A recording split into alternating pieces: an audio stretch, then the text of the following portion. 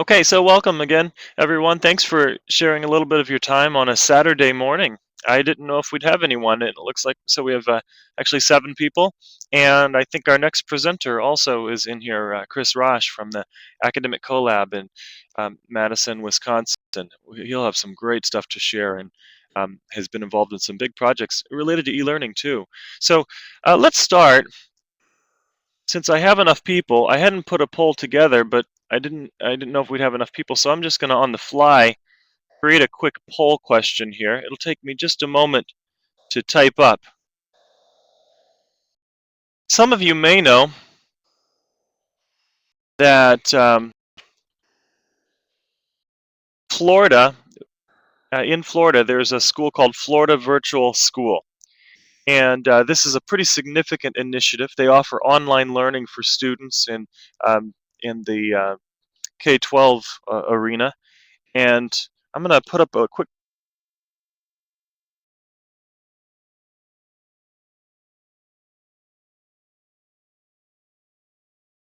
question to see if you can guess how many students attend Florida Virtual School, take one or more classes.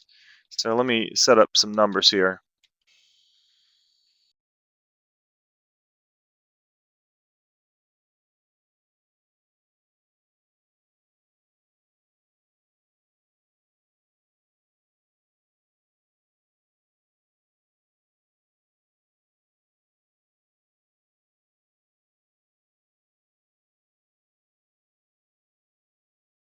Okay, here we go. Let's try it.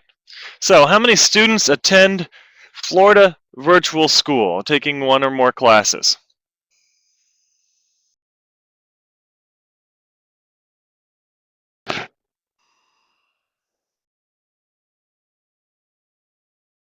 You can change your answer at any time. Keep moving it around till you finally decide upon it. I'll give you 5 or 10 more seconds to fill in your final answer. I see that 3, 2, 4, 6 of you have posted. One is abstaining. Okay, I'm going to broadcast the results and close the poll. So we've got a even breakdown here. None think that it's under 1,000 because you probably know that I'm trying to make a point here. And we have 2 saying 1,000 to 10,000, 2 saying 10,000 to 50,000, and 2 saying over 50,000. Well, according to the facts sheet on the Florida Virtual School webpage, actually, I'll share with you the source. They currently have over 63,000 students who are taking courses in school districts in 44 states around the U.S. are making use of Florida Virtual School curriculum and resources, and over 34 countries are using their courses. This is all information that you can get from the link that I just provided, and also they have a franchise program so that if you want to start a virtual school, you wouldn't actually have to start from scratch. You could make use of their curriculum and their resources, and they have a franchise program. I just sent you a link. They're not paying me, so I'm not actually encouraging you to necessarily uh, do this with Florida Virtual. I'm just noting that it exists. We also have, and I'm just going to close this for a moment, we also have in the Lutheran system, are any of you aware of any online programs that are in existence on the K-12 level?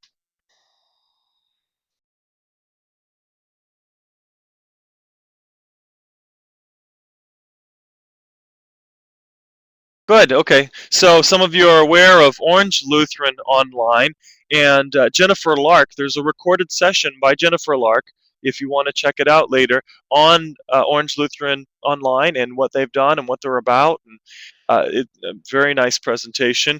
Not many people had actually attended the live session, and so I really encourage you to go back and take advantage of the recording. I think she has some great stuff there for us.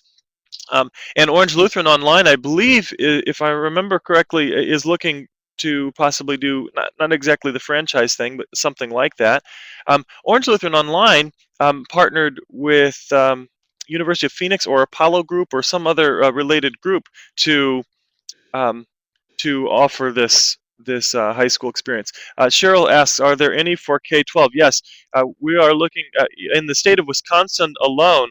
we have, I believe now, 13 virtual schools and many of those are K-12.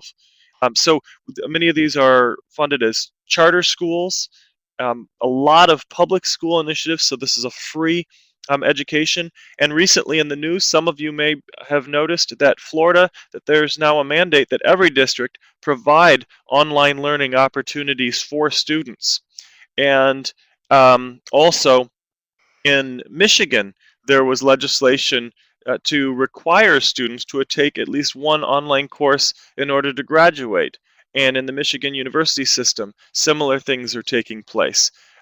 Jackie asked a question, does LIVE still exist? LIVE stands for Lutheran Initiative for Virtual and Existing Schools. I spent 1 year on this grant-funded project, and the grant funding ended, and so did the project. So it doesn't exist any longer, but it was an initiative to begin to explore these kinds of things. If you look at higher education, there are some reports out there that are pretty significant, including one of the most recent reports just from a couple of months ago from the Department of Education, and some numbers ranging from 40 to 60% of all higher education institutions are offering online learning in one sort or another. So this is more than a trend. This is something that seems to be pretty significant and lasting. um, I don't anticipate it disappearing. Some estimate that a large portion of a K-12 curriculum will be offered online. Now, what many schools are doing also is not necessarily going entirely online, but they're moving to a hybrid format. So, if you remember back in the 90s with the internet business boom, there were a lot of businesses that started that had no physical plant. They were an online entity. People were running these out of their home and out of their garages, their basements, all over the place, and some were turned into multi-million-dollar businesses. And then we had some of those that failed, and we had that boom, that breakdown of a lot of the internet businesses. Well, what we saw after that was interesting because we saw a number. Some really survived and continued to thrive, things like Amazon.com. But then we began to see a number of face-to-face entities begin to build an online component. And so there was a hybrid, both face-to-face and online. Orange Lutheran Online, if I understand their story correctly, part of the motivation to move some courses online is that their physical space was limiting their outreach to students. They had more students wanting to attend than they had space for.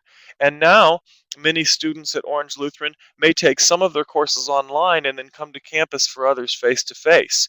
So it gave them an opportunity to reach out more than they could have otherwise.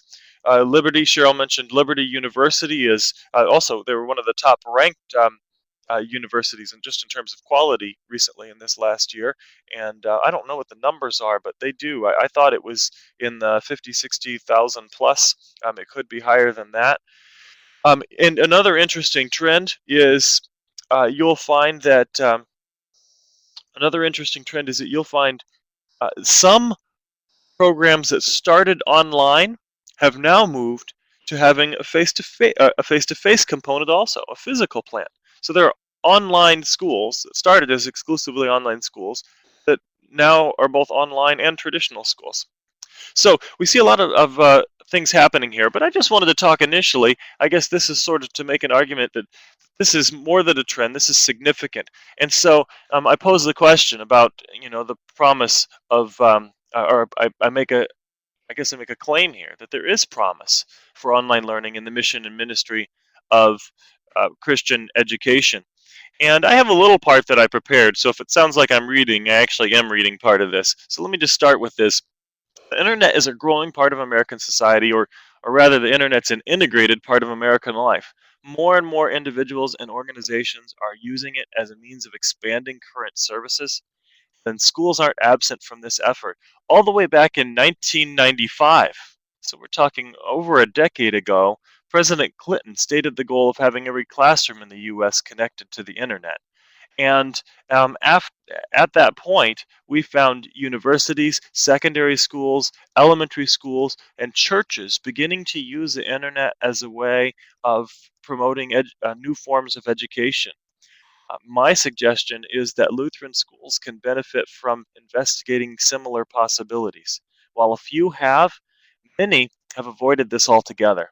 So, my argument is with sufficient research and planning, Lutheran schools can use the internet to expand their current educational ministry, and I believe there are promising possibilities for using it to provide high quality distance learning that is rooted in the Christian faith.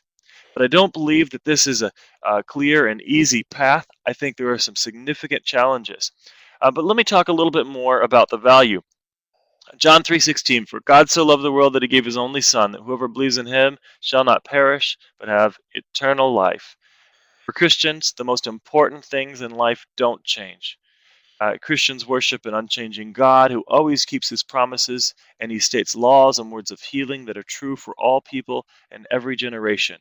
Nonetheless, we live in a world that changes. Styles of clothing, scientific discoveries, family dynamics, prominent paradigms of thought, and entire social structures all changing. And for Christian educators, this contrast brings a challenge of teaching students to live amidst the law and gospel of a loving and just God, but also learning to communicate and live out this faith in an ever changing world, even in a digital world. Also, using current technologies such as the internet has an opportunity to do this. Perhaps it's even necessary to engage in this digital world in order to live out our mission in the 21st century. We look at the past 40 years, a technological revolution has emerged in society that is going to bring forth continued change. Theorists speculate on how much change it's going to bring, but society is already experiencing the effects. Entrepreneurs, government agencies, universities, and corporations um, are um, have already established deep roots in the internet. Virtual teaming, collective knowledge, electronic collaboration, all of these are an integrated part of modern life. The internet makes it possible to access libraries full of information from one's home and to quickly communicate with teams and individuals using a variety of mediums. We all know this. So the potential for using it for education is obviously vast, and many are already well involved in this initiative. But for those who aren't, I feel a need to maybe start here. So, uh, in addition to using it as a means of research, we find schools that have initiated it for all sorts of educational programs. Um, so that's my challenge. That's why I see this as valuable. I want to look down and see what Rob wrote here. He wrote a possible connection between Lutheran school technology adoption and traditional versus contemporary worship argument. That's interesting.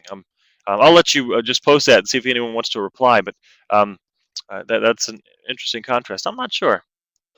I actually let me share actually a specific example. I had a conversation with an individual who very much believes in the importance of the traditional liturgical worship in Lutheran churches, and he is also a very strong advocate for the importance of Lutheran education exploring distance learning as we move forward. So that one individual would certainly challenge the idea that maybe traditional would suggest traditional education also and contemporary being more open to new ideas. I'm not sure uh, if I see that trend myself, um, but I'm open to the possibility.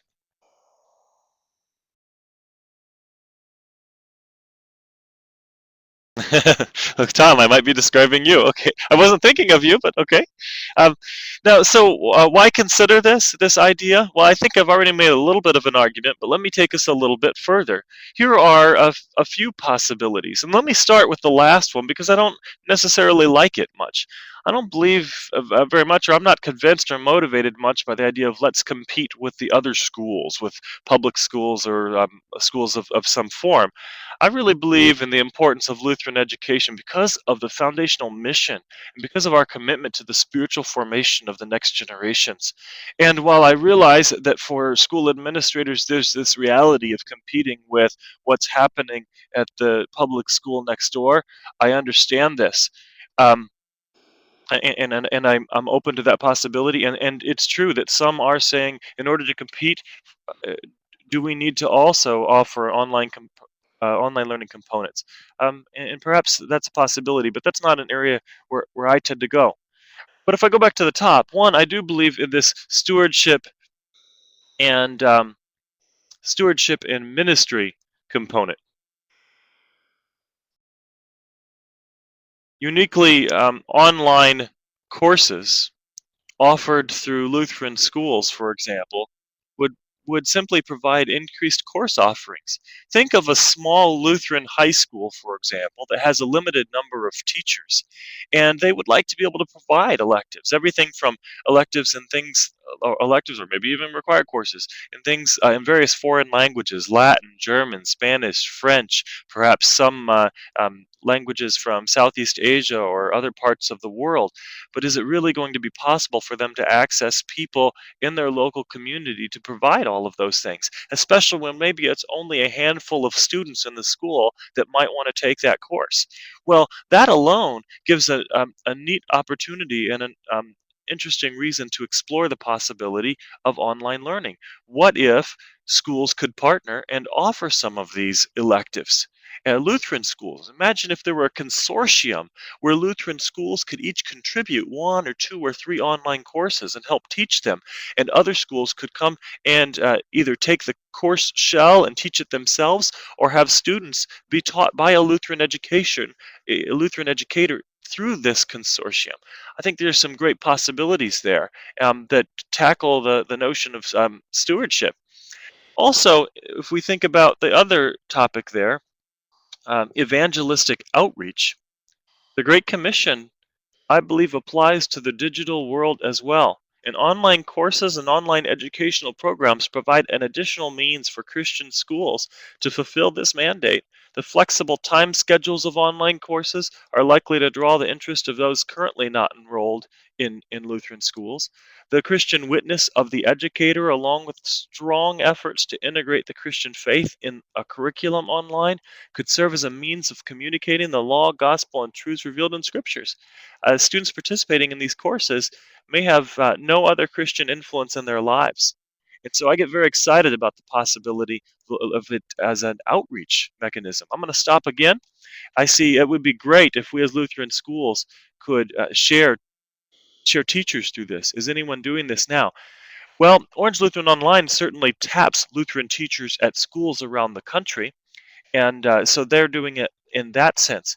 The idea of sharing the courses and the school, sort of that consortium idea, I don't see that happening as much, but I believe it's certainly a possibility. And I know I've talked to, I don't know if she's here in the room, but I've talked to a principal in Beloit, Wisconsin, who's exploring an online learning program for her students. It's a small number of students who don't have a Lutheran school close enough for them. Rockford Lutheran High School is a little too far from them, and they're looking at online learning. So if a group of people around the country could pool resources, that's very possible. By the way, this is something that I've been exploring for since 1994, and I actually wrote my master's thesis in the 90s on this topic already. And I found very few people interested back in the 90s, but now people are finally willing to listen and talk about it. I personally would be interested and happy to help facilitate some kind of consortium, like I'm mentioning here, vision that I'm sharing. And I have a feeling we could find some others. The other topic I have up here, why consider this preparation for faith and life in the digital world.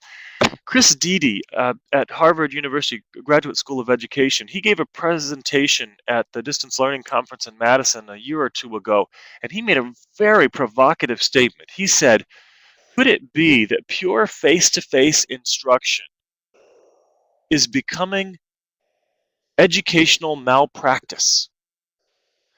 And by that, what he meant was, for life in the digital world, for many vocations, whether you're in the health sciences or you're going to be working in the business world or whatever, a digital-less existence is not possible.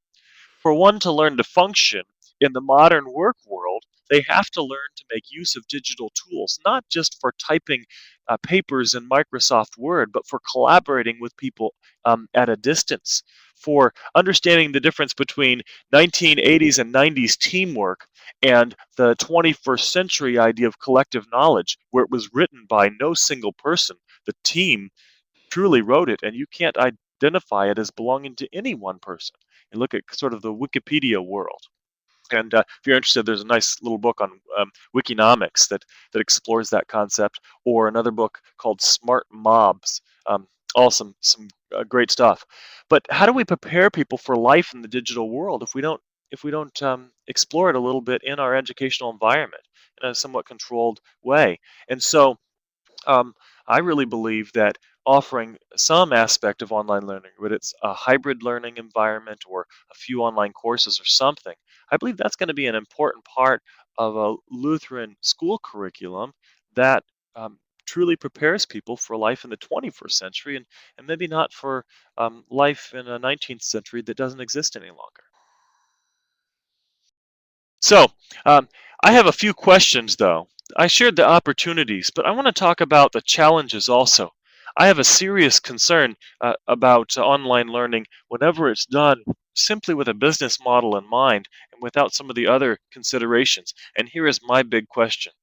How can we do this in a way that is truly consistent with the mission and the core values of our school?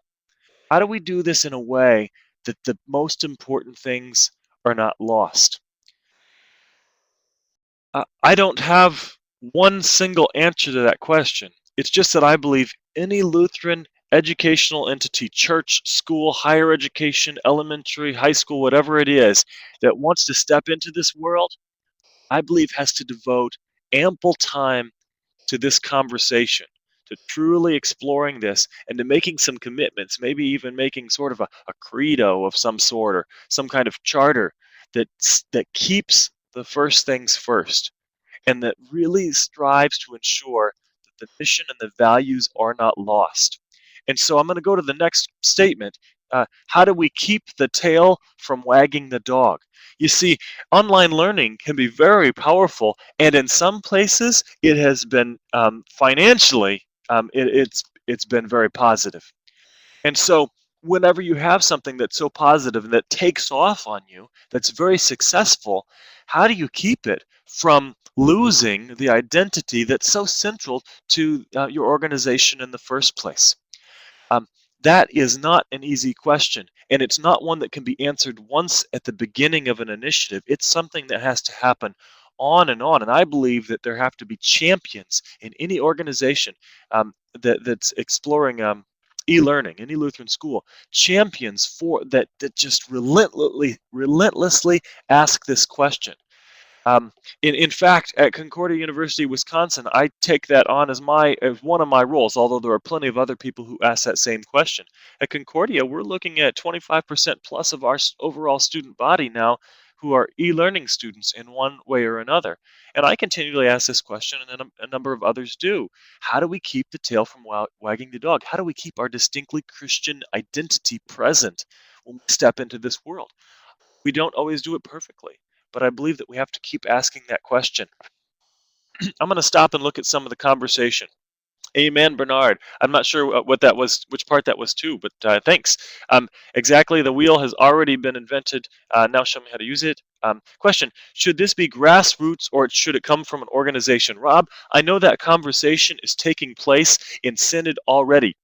There are some who believe in the importance of having sort of a centralized entity that then distributes resources, and they argue for efficiency. Well, um, I come from Generation X, and we have another generation or two beyond me, and that efficiency centralized organization model doesn't quite hit the spot for some of us. I'm one of those. I believe in the importance of grassroots initiatives for more than one reason.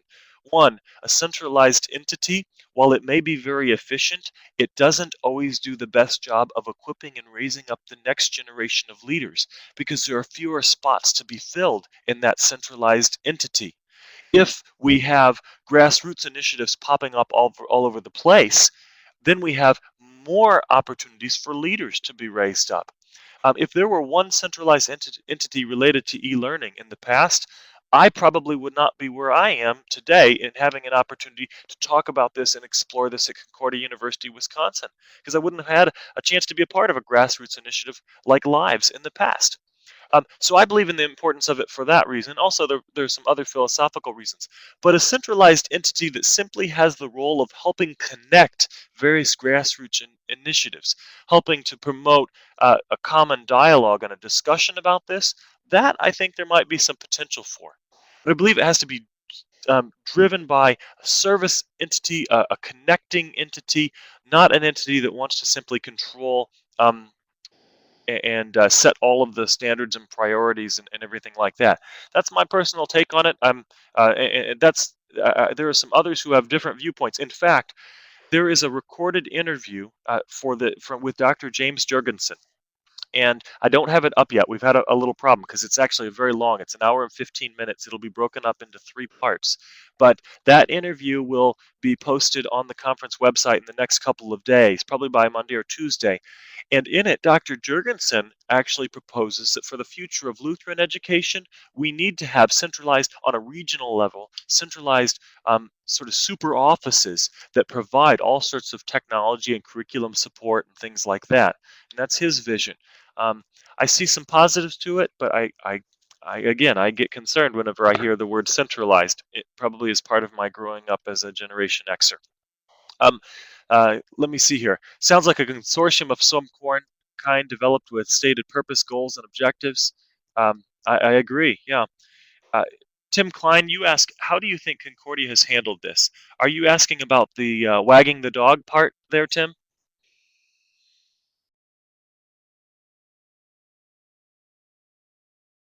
Okay.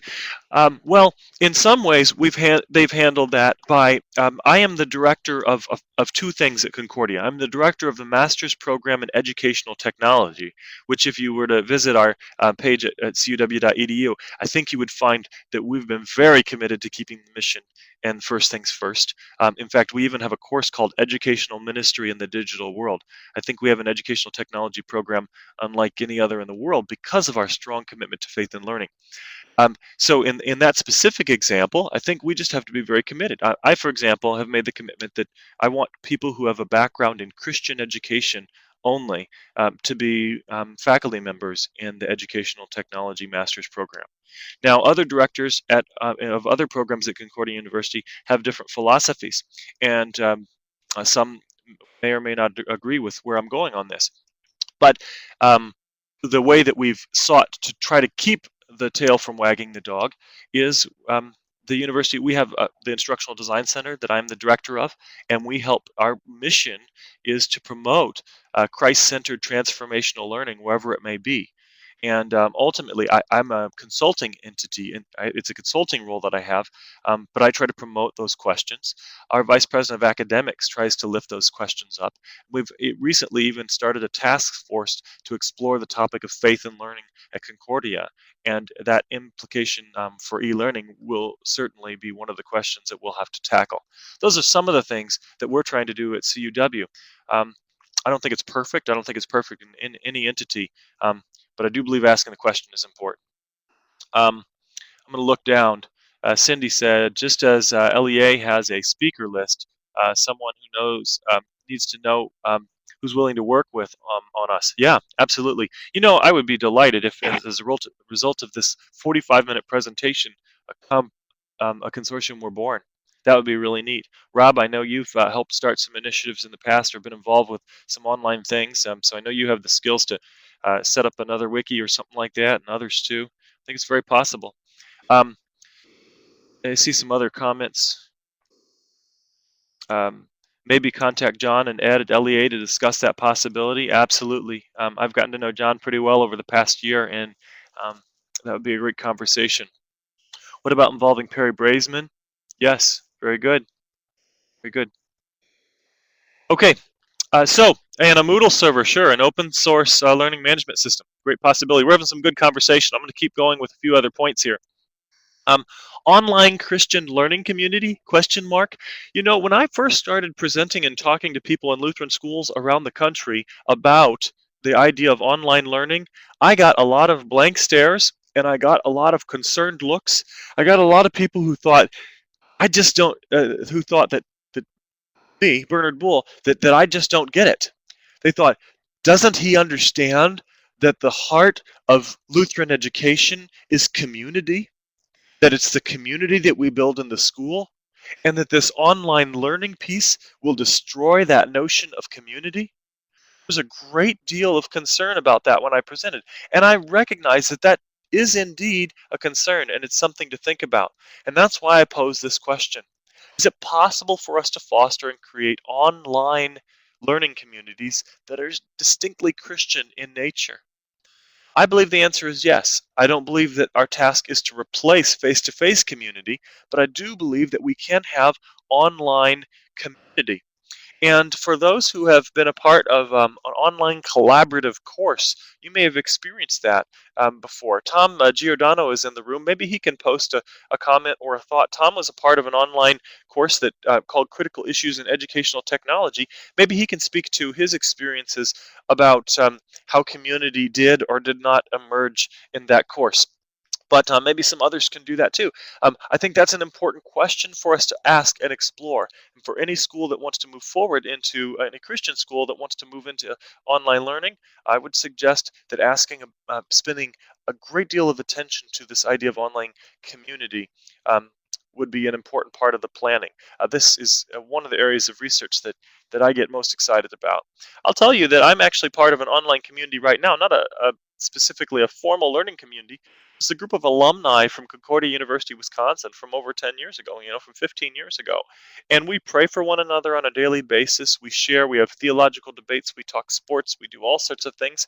And it's all in the form of an online community. Some of the people on that board I haven't seen for 15 years. And others, the online community, have led for us to stay reconnected. The last presenter, Reverend Jeremy Picari, I was just out in New York and I'm on his dissertation committee. And part of that happened because we nurtured our friendship and kept it going through an online community. Um, and so what do we use to connect? We actually just use a discussion board, some discussion board software, and it's private. It's all password protected and everything. We even have a guys only and a girls only section, so you can have men and women specific talk. So there are lots of possibilities there. Okay, I'm going to keep going. Next, I believe this is a key question if we want to move forward with this. Are we truly willing to invest the time and resources in order to do this well? Now, I'm okay with rough draft initiatives. I don't believe every initiative has to be a final draft. I'm fine to some extent with the philosophy ready, fire, aim, as opposed to the more traditional ready, aim, aim, aim, aim. Let's talk about aiming. Aim, aim, and fire. I'm okay with the ready, fire, aim, or at least just ready, aim, fire. um, and and I think that's important because things are always are changing so quickly. We can't sit around too long. But think we have to ask the question, are we really willing to invest the time and resources? Concordia University, Wisconsin, the one thing I'm most delighted about and I'm proud of at our school is the fact that we do have an instructional design center that I have the honor of serving as director of right now. The fact that they had the foresight to create a center with an instructional technologist, an instructional designer, and some other people who can help spearhead these initiatives, who can be a guide, who can help be champions for it, rather than just saying, okay, we'll give you $1,000 stipend, one person, start a program for us with a budget of $10. I'm obviously exaggerating, but I think we need to identify and get financial resources in place, make sure we have some solid technological resources in place, and then explore this. Also, what does it take to start an online learning program? Well, I'm saying this is the question to ask. I'm not going to give you the answer, but I have a picture here that I want to suggest. You'll find lots of resources if you just typed how to start an online program. You can find resources on the web. We have resources on our Concordia University system that's growing. And I am happy to help people sit down and provide consultations. I do that all the time with programs to say, how do you start a program? And I walk them through all the details. But the picture here is maybe looks like a picture from the 70s or something, like those old Sunday school clip art pieces. But it's a painter. And the reason I put a painter is because I believe that the key here is it's not how do you start it, it's how do you design it. I think many times we jump to, okay, how do I start it? How do I get it going? And we treat it simply as kind of a, a dry business plan, as opposed to a vision. We're painting a picture here. What kind of an online learning program do we want to paint? What do we want it to look like? What are the attributes we want it to have? How do we keep that distinctly Christian nature? That's the key question for us as we think about online learning. What do we want to design? And I'll say that, I'll be honest, that if you gave me one of my top 10 favorite words in the world, design is my favorite world. And if in fact, in my role in instructional design, I just started, for example, a new program. I finished my doctorate 2 years ago, and my newest program is a Master of Fine Arts in Creative Writing. And people say, why in the world are you pursuing a master's in creative writing in your in the School of Education? It's because I believe that the principles of design apply all over the place, whether it's an artist or a creative writer or an architect or whatever it might be, or a musician. And I think that some of those kinds of design concepts are going to be important if we want something that's distinctly Lutheran, that will catch the attention of people and that will make a lasting and have a lasting and significant impact on society and on the lives of individuals. Um, Let me see here. Okay, so that's the end of the my little spiel, my talk, and let's go back and take a look at some of the questions. I'm going to bring the chat up front and center,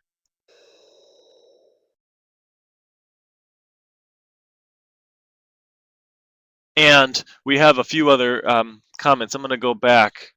Cindy noted, this would be great for something to consider for online Bible study for those who have unconventional work hours, college kids, and on those who don't want to get out, especially winter. Cindy, I wish I had the resources directly in front of me. There are a handful of DCEs and pastors and some district people working in district offices who are doing that. They're doing lay ministry training and online Bible studies, everything from just doing it through email listservs to using tools similar to Adobe Connect. In fact, this particular tool. And so I don't have the names with me right now. I remember that some of the people who worked on a Lutheran Hour initiative, um, I'm trying to think here. Sorry, it's not ringing a bell. I believe one of them was down in Texas, and the other in Michigan. I'll have to look for that, and I'll try to share it with you. Send me an email with that question, and I'll try to get you some contacts. I was exploring that a year or two ago, and I just sort of let go of it. But I know that some of those initiatives are taking place, and I agree. I think that's a great additional educational resource and ministry of the church.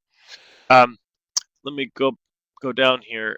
Kathy, in my experience with that course, I thought it brought out more insight than a traditional learning community, thoughtful insight in a Christian mindset. Kathy, that's one of the interesting dynamics of online communication that a lot of people notice. In a traditional face-to-face class, you have the joy of reading people's face and the body language, and you have a wonderful dynamic there. You have the ability to kind of spontaneously speak. In the online community, however, there are some other dynamics that are different. For example, you can go back and review a conversation weeks and months after and find exactly what someone said. You can take your time and reflect upon what you're going to say. And so that outspoken person who seems to be able to just think of things on the fly, and the shy person in class who needs a lot of time, the person who leaves the class and a day later says, "Oh man, I wish I would have said this." Now both of them are on an even playing field in like an online discussion board, and so some of those dynamics are kind of neat, and you can get into some very deep conversations. Tom wrote, "The community and critical issues developed quickly, and there were even emails on the side regarding educational situations." And Bernard posted a prayer section. That's right, we did have prayer. I want to try to get to the point where we're doing online devotions and people take turns creating little multimedia devotions in some of the courses. Some of that would be neat. I'm trying to catch up here. Rob said this will only happen when our current teaching communities understand the value. I agree. Cindy, I think we need to get beyond a website only presence in the community, and I certainly agree too. Perhaps the Lutheran School Portal is one step in that direction, and I think some other initiatives could be beneficial also. By the way, those in my master's program in educational technology, the culminating project for the program is for each person to kind of try to create and envision something like this, something that could benefit Lutheran education as a whole. So I'd love to see someone go into the master's program and go through, and maybe it would be their role to help facilitate one of these ideas.